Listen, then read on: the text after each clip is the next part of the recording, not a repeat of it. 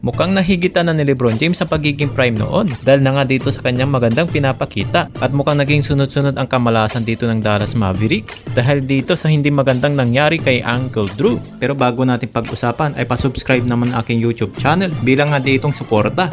Nanginginig si Kyrie Irving habang humihingi ng tulong sa medical staff ng Dallas Mavericks. Pero bago pa nangyari ito ay maganda pa ang pinapakita ni Kyrie Irving dito sa first quarter dahil panis dito ang kanyang mga defender na Uncle Drew pero hindi nakakaligtas sa pisikalan itong si Irving dahil madalas siyang iniipit sa paint kapag nagdo-drive sa mga big man ng Sacramento Kings. Sa under 3 minutes left ay dito na nangyari ang masama dito kay Kyrie Irving. Without contact naman ang nangyari dito sa kanyang pagkaka-injured. Sobrang na-hype naman itong si Uncle Drew dito sa kanyang pagkaka-outbalance. Nanginginig siya mga pre habang tinatawag ang mga medical staff ng mga Dallas. That is obviously a major concern what's going on right now.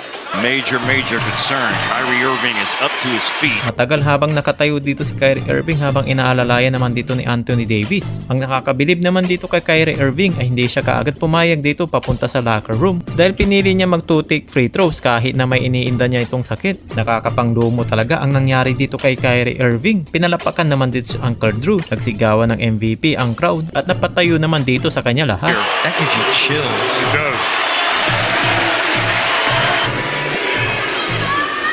5 left in the first quarter. Kyrie goes to the line. Anyways, mapag-uusapan na nga natin dito si LeBron James. Sa nakikita naman natin dito sa kanyang pinapakita, ang kanyang ditong performance ay bumalik dito sa kanyang prime kung saan nung mga panahon na sa Miami Heat ito at nang makuha nga niya dito ang kanyang MVP season. At magpagkukumpara naman natin ito sa kanya na nga ditong sa mga naging stats. Nasisimulan natin dito sa points per game na nag-average ngayon si LBJ ng 26.5 at 26.8 naman nung panahong Miami siya. Sa average naman ng rebounds ay nakuha ngayon ay 8.3 naman ngayong season. At nung panahong MVP naman siya ay 8 naman ang kanya dito naging average. Pero pagdating naman dito sa assist per game ay medyo malaki na dito ang pagkakaiba. Mula sa kanyang 7.3 na average ay tumalon na ngayon sa 8.1.